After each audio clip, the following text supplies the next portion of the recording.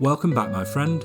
Come join me at the table and grab yourself a slice, because I have a conundrum for you. How is a pizza like a Spider-Man movie? Well, in both cases, when they're good, they're very, very good. And when they're bad, they're still pretty good. Over the past quarter century, we've been lucky enough to have 8 Spider-Man films across 3 cinematic universes, with one more on the way as Brand New Day swings into cinemas next summer. While we may all have our personal preferences and rankings, I honestly don't think we've ever had a bad Spider-Man film, and we've certainly never had a bad Spider-Man actor. Have some slices of this aromatic, cheese-dripping metaphor been tastier than others? Sure. Have there been instances where the hand of studio meddling has resulted in toppings that don't quite mix together or reflect the chef's intentions? Absolutely. Nonetheless, with each cinematic offering, our web-slinging, wall-crawling, wish-fulfillment icon has offered us something truly special, from heroic rescues, to heartbreaking tragedies, to the most painfully awkward prom date in the history of adolescence. I want to open this video with a personal anecdote, if I may. Last summer, my dear friend Spider Dan of the ever-amazing, ever-spectacular Spider Dan and the Secret Boars podcast and I were both going through a tough time mental health-wise. This just happened to coincide with the cinema franchise Odeon, that's our version of AMC for American viewers, announced a promotion. They would screen one Spider-Man film a week, presumably to make up for losses from the disastrous release of Madam Web. We decided that this was a great excuse to get together once a week, watch a Spidey flick, and go for a beer or a bite to eat after the film to discuss our views and generally check in with one another. I've been a Spider-Man fan since I was a kid. I vividly remember watching reruns of the 60s cartoon and the 1977 live-action pilot starring Nicholas Hammond on a home tape VHS, and snatching up whatever mismatched comic book issues I was able to get my grubby little hands on. I've seen each and every live-action Spider-Man film in the cinema since 2002. However, getting to revisit these films with one of my best friends was a truly special experience. I was expecting to be delighted by the more beloved entries into the series, and don't get me wrong, it was a joy to see Tobey Maguire scale his first wall, Andrew Garfield and Emma Stone becoming one of cinema's most adorable screen couples, and the sheer fanboy thrill of seeing all 3 Spider-Men united. Still, what surprised me most was how much I enjoyed the films that I'd kind of written off as the less good ones. I don't know whether it was getting to see them return to the big screen or enjoying them in the company of one of the world's most enthusiastic Spidey fans, but something made me see a magic in these films that I'd perhaps overlooked before. Okay, put down your slice and load up your web shooters, my friend, because we're going to look at some of the less fondly remembered Spider flicks. 2007's Spider-Man 3, 2014's The Amazing Spider-Man 2, and 2019's Spider-Man Far From Home. We'll recap 3 of their most magical moments, explain their importance in Spidey's cinematic pantheon, and look at how each of them has an important lesson to share on how we, like Peter Parker, can be the best versions of ourselves. Let's go, true believers.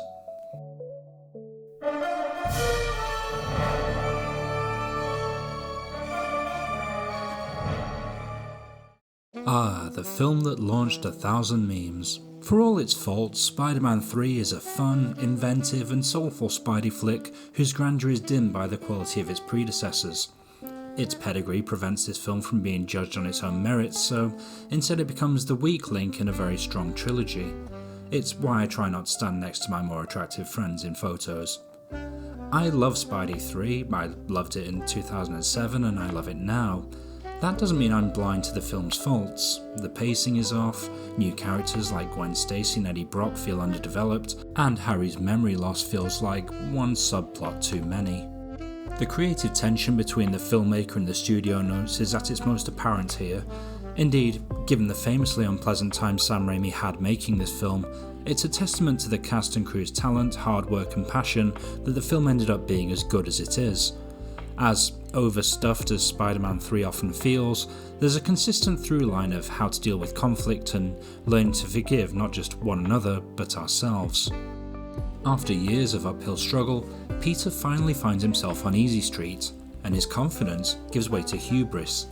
bringing him, with some symbiote assistance, right up to previously uncrossable moral lines. And he has to fight hard to return to being the Spidey that we all know and love. Let's swing by 3 of my favourite scenes.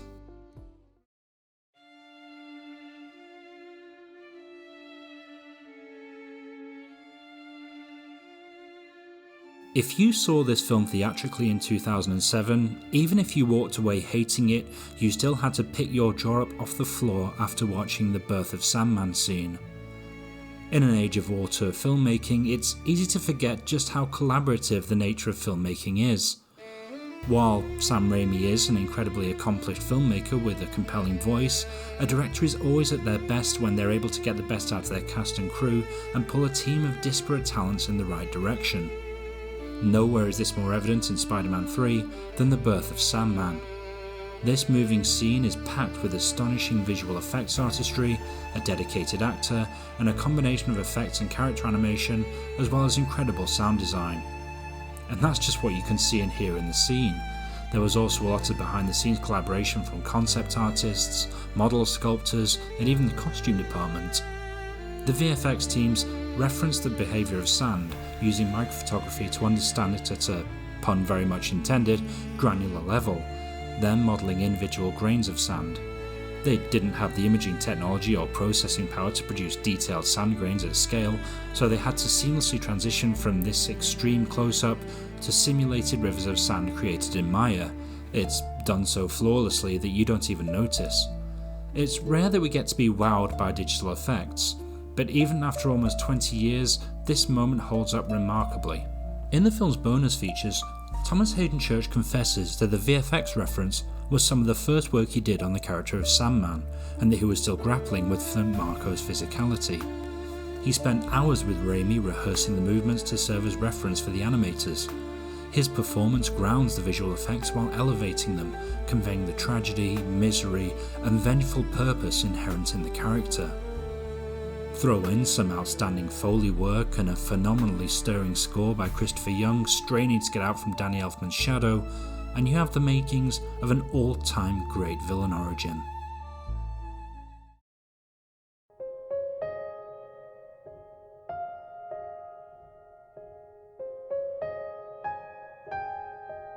I love a good romance scene as much as the next divorcee.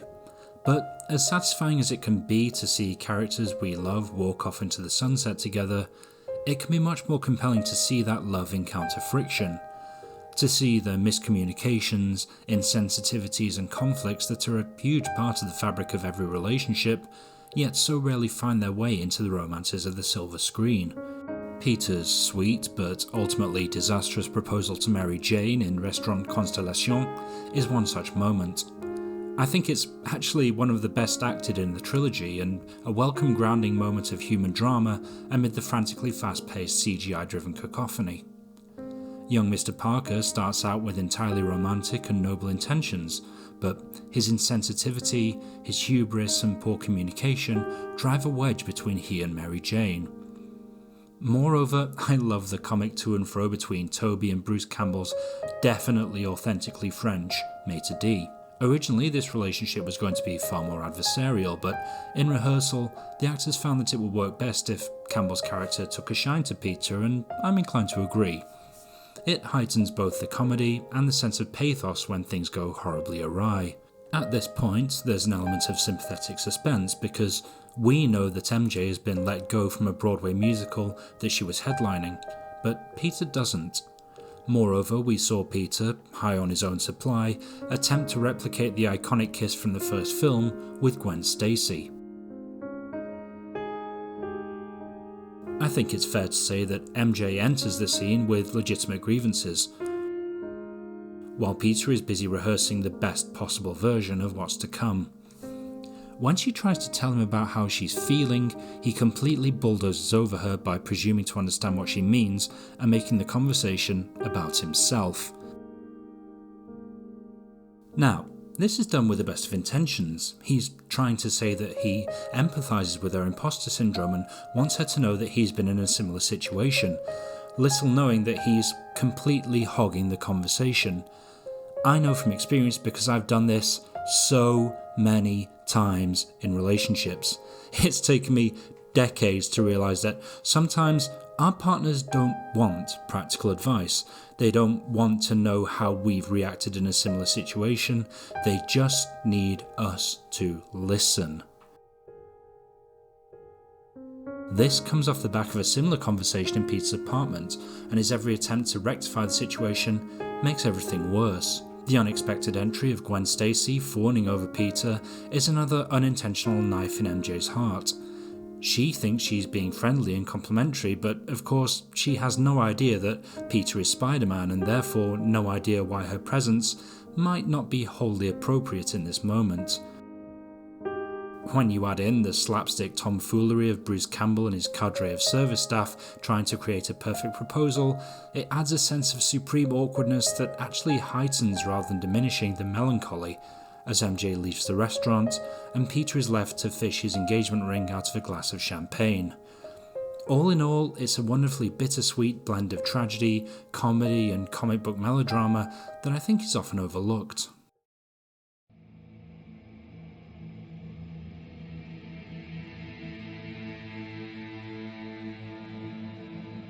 There's something so very Sam Raimi about the fight between Peter and Harry.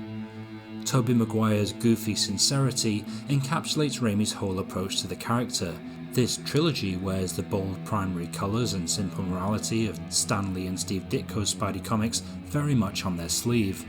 So, of course, when the studio forces his hand and dumps the black suit Venom saga in his lap, of course this is going to be his version of that. Venom and the Black Suit were introduced in the 80s, the era that gave rise to such titles as The Dark Knight Returns, Watchmen, V for Vendetta and Mouse. It's often credited as the era in which comics grew up. And while some comics did inject more moral nuance and politics into their narratives, there were also plenty of comics that catered what 14-year-old boys considered mature. As much affection as I have for Venom, he's very much of that mould. Having seen Sony strain to milk 3 films out of the character, I think we can all agree that, in a vacuum, Venom just isn't that interesting, even if Tom Hardy is never less than watchable in the role. What is interesting is how the suit, and the sense of power and entitlement that it brings him, brings out an unfamiliar and unpleasant side of Peter Parker, a character we love and will always root for. In this scene, we see Raimi's depiction of a dark Peter, and it's delightfully goofy as hell, and yet still manages to sneak in some genuine drama. You can imagine a version of this scene that's streaked with blood and accompanied by an aggressive metal score, but Christopher Young offsets the threat of the scene with a jazzy score where warbling brass instruments punctuate each blow. The fight choreography was developed with the actors in collaboration with stunt directors Dan Bradley and Scott Rogers, and for all the levity Raimi injects into the scene, the sound design and the stunts really do make us wince when the punches land. It's interesting how, as the fight goes on, we see Harry's green goblin gauntlets bursting through his civilian clothes, just as Peter's black symbiote suit is clearly visible under his hoodie. It's a subtle reminder that, beneath the surface, there's a version of themselves that neither man really wants to be forcing its way out. When we give in to our worst impulses, it tears at the fabric of who we are, something I think this scene literalizes very well. Likewise, as the fight travels from the Osborn Manor to Harry's secret goblin lair, we see how Norman Osborn's twisted legacy has corrupted his son's identity, an arsenal well stocked with instruments of death just lurking on the other side of the mirror. It hits a lot harder when you watch these films close together and get to see the friendship become eroded by anger, jealousy and resentment as the trilogy progresses. As much as Raimi and the film don't want us to take Dark Peter particularly seriously, this moment where he twists the knife and validates all Harry's insecurities about his father reminds us that something potentially very nasty has gotten its hooks into our hero. The black suit represents the libidinal impulse to act with vengeance, anger and violence towards those we feel have wronged or threatened us, an urge that we see writ large right now in our society and our politics. It's an easy trap to fall into, and extremely hard to pull yourself out of. While this scene is antithetical to the overarching themes of forgiveness and temperance, showing Peter give in to his darker impulses makes it all the more satisfying when he reclaims the red and blue suit. What's more, back in 07 I genuinely thought that Peter had killed Harry at the end of this scene and then took himself shopping to celebrate. It's tonally whiplash inducing maybe, but wickedly comical in a very Sam Raimi way.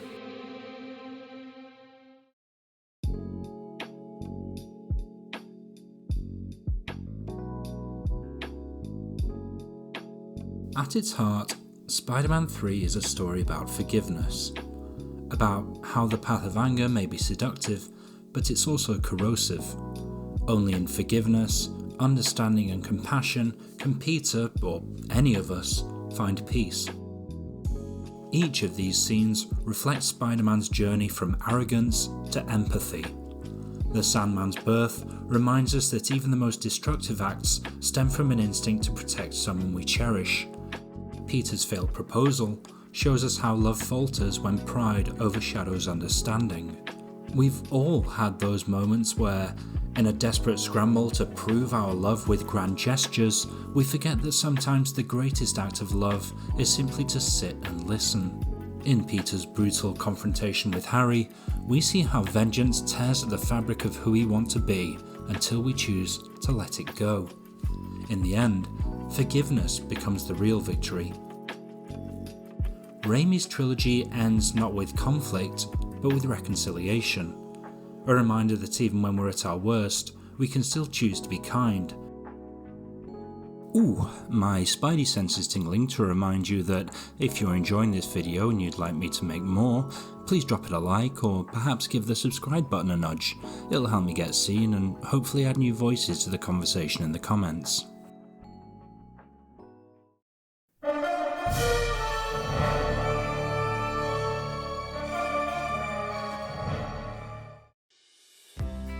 I totally, unequivocally love the Amazing Spider-Man films, directed by Mark Webb and built around the effortlessly wonderful on-screen chemistry of Andrew Garfield and Emma Stone.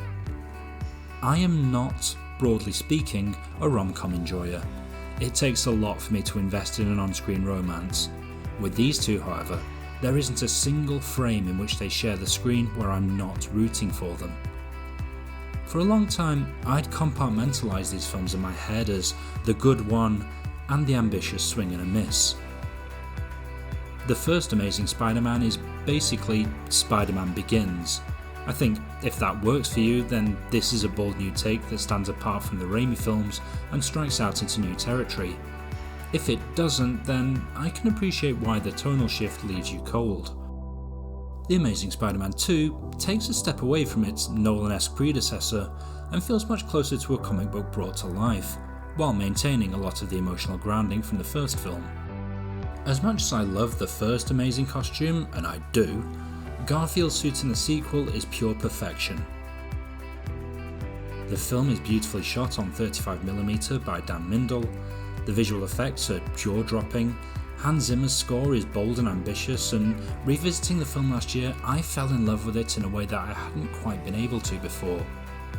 I'm glad I've gleaned this greater appreciation for what might just be the most underrated entry into Spidey's cinematic canon. Here are my top 3 moments.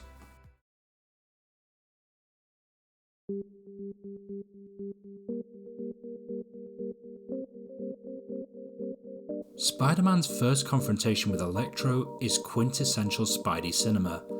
It combines memorable and imaginative action with wonderful character dynamics and performances enhanced by the score and visual effects. At this point, we've seen Max Dillon undergo the standard preposterous Spider-Man villain origin of falling into an unguarded vat of science. In the aftermath of his freak accident, he wanders into Times Square and into a confrontation that's escalated by an agitated police force. An incident that, sadly, isn't confined to the heightened comic book universe of this alternate New York. In fact, a 2024 police violence report revealed that over 1,200 people were killed by the police last year, of which 96% were killed in police shootings. In most cases, police were actually responding to suspected non-violent offences. 116 people were killed after police stopped them for traffic violations. In some cases, people were killed when no crime was reported at all. Max isn't villainous, at least not at this point. He's scared, confused, reckoning with powers he doesn't understand, powers that transform his mind and perception as well as his body. Initially, at least, he lashes out instinctually out of anger, fear and frustration. Seeing his face replicated across the square's myriad screens, he's starting to enjoy his newfound feeling of power and potency after a lifetime of being overlooked and downtrodden. When Andrew Garfield's Spidey emerges on the scene, he doesn't immediately respond with flailing fists. He engages Max with empathy, caring and patience. This is the dichotomy of one man who uses his great power with great responsibility, and another who uses his power irresponsibly. Hans Zimmer's chaotic theme for pre-transformation Max had a pulsing, bassy undertone of menacing strings that belied the jaunty melody of his leitmotif. Here, his inner monologue punctuates the throbbing bass. Max's paranoia and anger turn the crowd cheering for Spidey into a baleful mob jeering at him. When Max's rage finally erupts, his powers don't just fill the screen, they transform the score into a cacophony of vengeful, blaring synths. This scene, I think, is one of the best depictions of Spider-Sense. Peter's awareness expands outside his body in bullet time, identifying citizens in peril and opportunities to save them. I think it's interesting that of the first responders on the scene, Spidey allies himself not with the NYPD, but with the FDNY, treating Max not as a criminal per se, but as a force of nature. While you could argue that the final confrontation between these two is the more spectacular and visually interesting action scene, I feel like this one is a wonderful showcase for Spidey's powers, intelligence, and heart.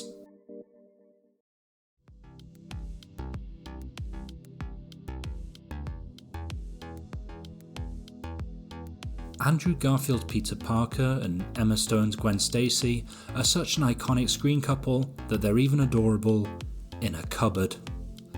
I chose this scene because, in the hands of a lesser cast and filmmaker, this would have been a boring expository scene, but there's so much going on here.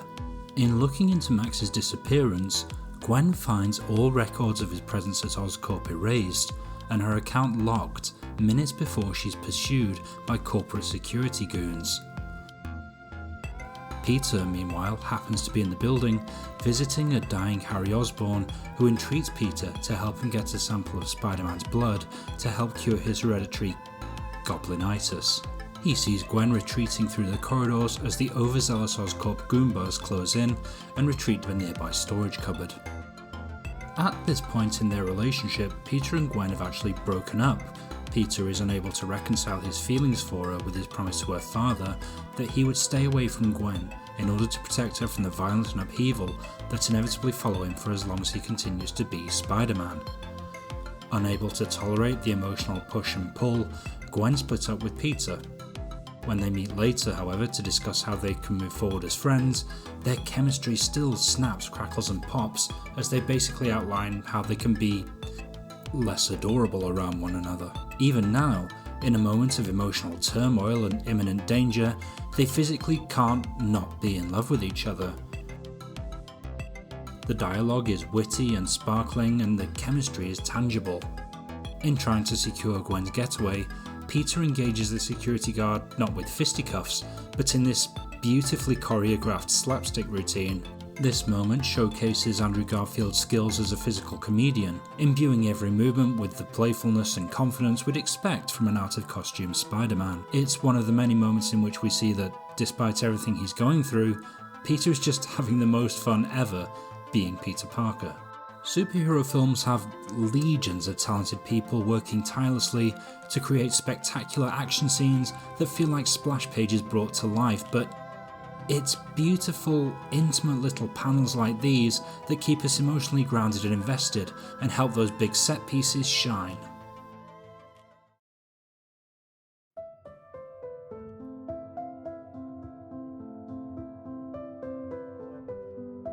I know. You're expecting this last entry to be the death of Gwen Stacy. I mean, for all this film's successes, that's the moment most people remember. The gut-wrenching tension as Gwen dangles while Peter and Harry do battle. The web forming an outstretched hand desperately reaching for her. The way our hearts all skipped a beat when she hit the ground, and how even the seasoned comic book fans thought that maybe, just maybe, she'd be okay, that the studio was messing with our expectations. The truth is, there's nothing I can say about that scene that hasn't been said better by someone else. Moreover, if you're that eager to hear a middle-aged man getting tearful over the death of a fictional teenager, you can do that by listening to the episode of Spider Dance podcast that we recorded shortly after our Amazing Spider-Man 2 rewatch. I'll leave a link for you in the show notes. Instead, I'm opting for a scene adjacent to that of Gwen's death, Spider-Man's return. In the wake of Gwen's funeral, notice the eerie similarity here between Zimmer's mournful score and his work for the death of Superman in BVS. Peter is unable to return to his life as Spider-Man. Paralysed by grief, he's become a ghost in the house he shares with Aunt May. When the Rhino attacks New York, Peter finds inspiration not in the words of his lost love, but little Jorge's bravery. Remember Jorge? Earlier in the film we saw Spidey teach him how to stand up to bullies, and in the absence of his hero, Jorge dons his own red and blue suit to stare down the rampaging Russian gangster. Seeing Jorge's example reminds Peter of who Spider-Man is, what Spider-Man represents to both his world and ours. Gwen's heartfelt and articulate speech may have shaken him out of his funk, but Jorge has helped him rediscover his drive, purpose and joy. I adore how Peter responds to Rhino's death threat with, "I'll be right there." Because Spidey will always hurl himself into the heart of danger whenever people need him. That's the essence of who Peter Parker is, and I think that's wonderfully distilled here.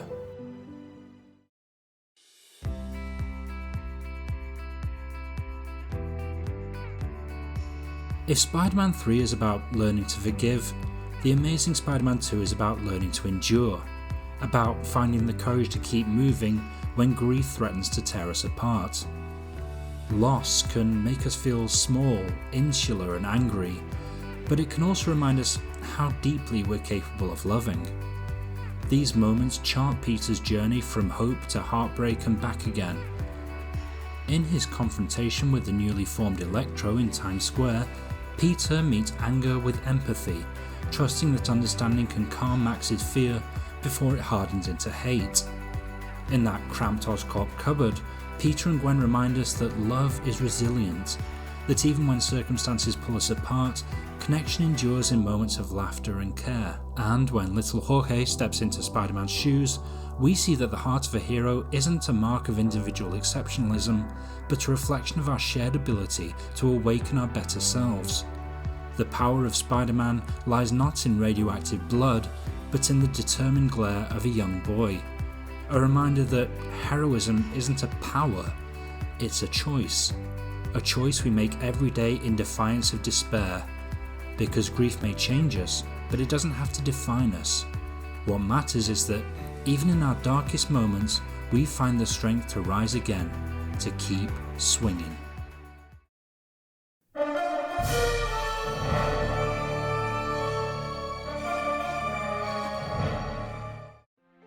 John Watts' Spider-Man Far From Home is, I think, my least favourite Spider-Man film, which is to say, I only like it quite a lot. It has the unenviable task of being the first film released after Avengers Endgame, and as such it has to incorporate a lot of the fallout of that film's plot into its narrative in ways that I feel are slightly detrimental to the film as a whole. Far From Home feels more like a piece of the broader MCU puzzle than a Spider-Man sequel, although it's fun to see how the blip would affect the delicate social ecosystem of a high school with characters aging at different rates. It's a distractingly loose thread that's woven through an already busy narrative. I actively dislike the Iron Spidey suit, which I feel at this point has outlived its narrative purpose, although it's nice to see that No Way Home finds a novel use for it. Finally, regardless of the medium, Spidey outside of New York for extended periods always feels ever so slightly wrong. It works better in crossover events than in the main title, as it were. These are just matters of taste though, and not necessarily things the film's doing wrong. Tony Stark's ghost looms large over the plot of this film. I think you're either here for that dynamic or you're not. For some fans, this version of Peter Parker has always felt subordinate to his mentor. Some have even referred to him as Iron Boy Jr. It certainly helps to differentiate this younger, less secure version of Peter from previous incarnations, but the thematic through lines like being stuck under the long shadow of a lost mentor or grappling with a legacy you don't fully understand, they're very familiar to Spider-Man lore.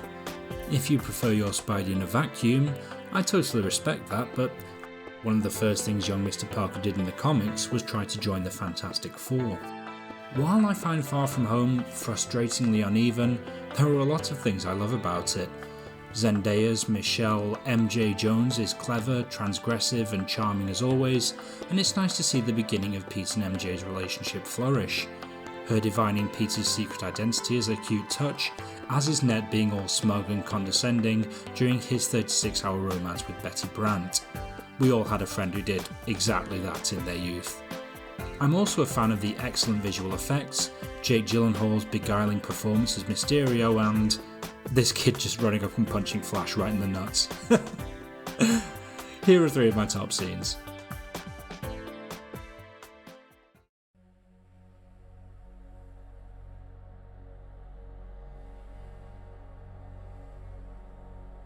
Those cheeky, sneaky ferrets over at Marvel Studios. They almost had me believing them. Almost. After all, the marketing for this film leaned so hard into Mysterio being a hero from another universe. Doctor Strange had already laid down the tracks for the multiverse, and it's not like the MCU has never taken liberties with the source material before. But then we saw Peter's web latch onto a shimmering segment of thin air, and we knew that this version of Quentin Beck might not be so far removed from our preconceptions after all. What really shines in the following scene, however, is not just Beck's skill with manipulating illusions, but in manipulating our hero. His sincerity, wit and charm lower Peter's guard, sneak past his spider sense and convince him that when it comes to Tony Stark's Edith tech, it's not right nor fair for Peter to be encumbered with that level of power or that responsibility. He capitalises on Peter's vulnerability, his unconscious need to replace a lost mentor, and yes, gosh darn it, to explore those glorious European locations hand in hand with the girl he loves. Beck's leading questions and faux protests have him practically begging Peter to give him the glasses that activate the system and leave the bar thinking he's made the best decision of his life. And then, when Peter's out of earshot, the curtain drops. The illusion melts away, and the earnest hero is replaced by the sleazy con man. It's a heel turn that Gyllenhaal, who very nearly donned the red and blue tights himself at one point, pulls off beautifully. He's still charismatic and clever enough that you can see how he amassed a loyal following of disgruntled Stark employees, but we actually feel bad for ever having believed that he might be a hero. Those who complain that this plot point robs the Spider-Man character and franchise of their agency, while I'm sympathetic to their argument, I feel miss the point of what makes this scene work so well. Peter Parker has always been a character racked by insecurity and self-doubt, but it's especially prevalent in this wet behind the ears web-slinger. And we see that Quentin Beck knows how to play those insecurities like a fiddle.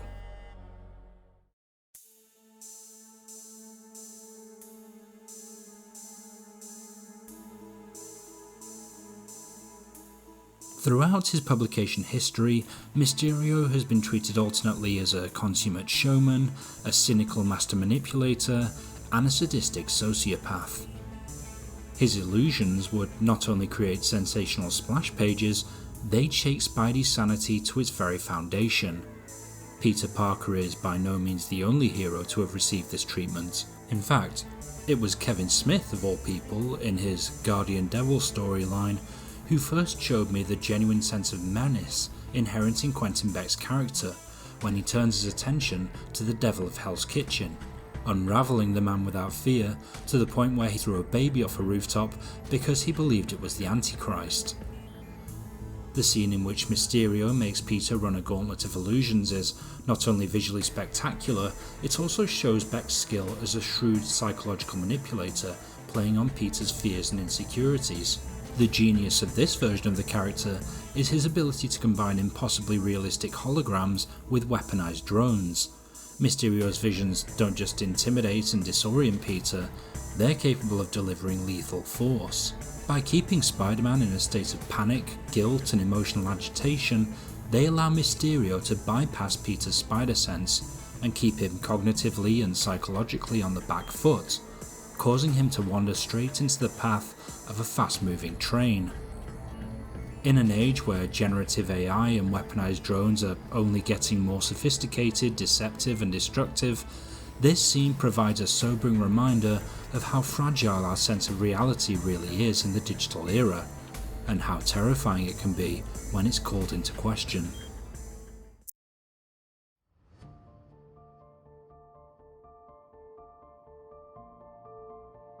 As the third act dawns, we find our hero where we often find our heroes at the close of the second act. Beaten, demoralised, lost.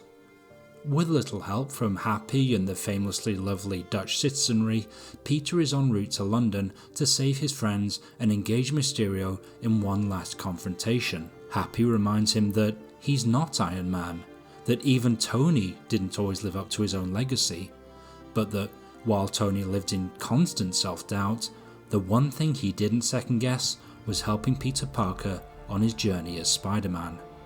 That Peter is in control of what happens next.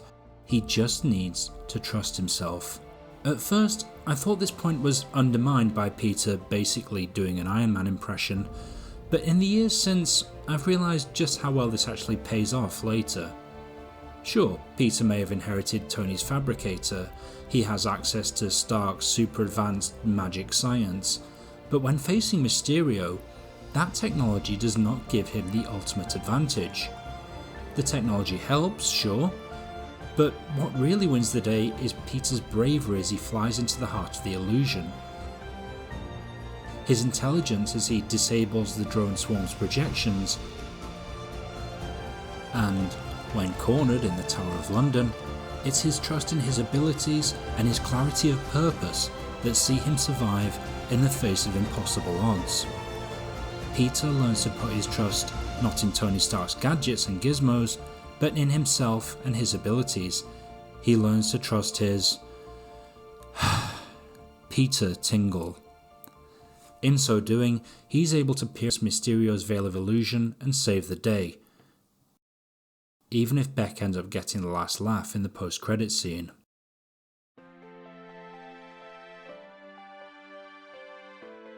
Where Raimi's Peter Parker seeks forgiveness and Webb seeks healing, Watts' Peter seeks trust, not in a lost mentor or miraculous machinery, but in himself. It's the quintessential Spider-Man battle. His biggest enemy isn't necessarily a costumed supervillain, but his own self-doubt. As the narrative unfolds, Peter's journey across Europe is mirrored by his internal journey from dependence to self-belief. When he hands over Tony's Aegis system to Quentin Beck, we see how easily innocence can be exploited, and how good intentions can blind us to deception. Beck's charm, like the illusions he crafts, feeds on Peter's longing to be told he's enough. Later, as Mysterio traps him inside a nightmare world of holograms, that false world collapses and Peter is stripped bare of his technology, his certainty, and even his sense of reality.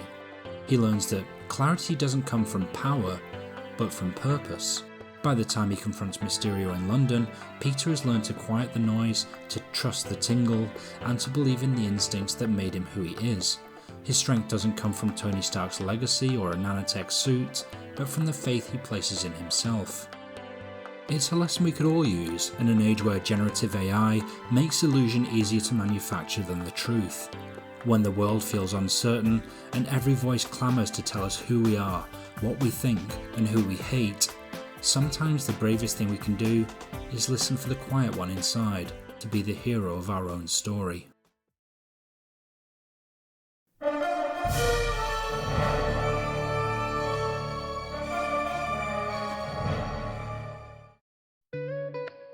Why are we so in love with Spider-Man? Is it the universal pull of wish fulfillment? The dream of swinging across the skyline instead of toiling beneath it? Is it the way the relentless pressures of his everyday life mirror our own, echoing through the legions of breadwinners just trying to make our way in the world? Or is it simply the genius of his design, that it could just as easily be any of us behind that mask? For me, it's all of the above. Peter Parker represents the hope that when it comes to the crunch, we'll always strive to do the right thing, even when it feels impossible. We may struggle, we may fall, we may make mistakes, experience the heartbreak of loss, or wrestle with temptation. But in the end, our better natures will always prevail.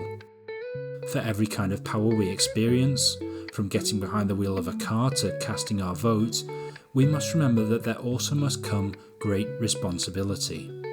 And I love the sense of solidarity that Spidey represents. If you're in trouble and it's within his power, he'll help. And when he's the one who needs saving, the people of New York show up for him too. As a wise young man once said, anyone can wear the mask. You can wear the mask. Whether you're a construction worker from the Irish Bronx or a social worker from Harlem, you can look into those jack-o'-lantern eyes and see one of your own. I hope I've shown that even the less celebrated Spider-Man films carry those same ideals. That bad deeds are often born from good intentions. That while vengeance may promise catharsis, only forgiveness brings peace. That while loss can hollow us, remembering those we've lost helps us find our way back to who we are, and that while tools and training can give us an edge, they're no substitute for faith in ourselves. Whatever the secret to his appeal, Spider-Man speaks to something deeply rooted in the human spirit. The faces, the costumes, the eras may change, but as long as I'm breathing oxygen, I'll be showing up for his adventures on the big screen. But enough about me, what about you? What are your most underrated Spider-Man movie moments? Please let me know in the comments. Better yet, share this video with a Spidey fan in your life so they can let me know too. For my next video, I'll be returning to everyone's favourite galaxy far, far away to examine one of cinema's most iconic heroes. Until then, take care, true believers. Be kind. And remember, when we lift each other up in a world that keeps trying to push us down, the world feels just a little more amazing.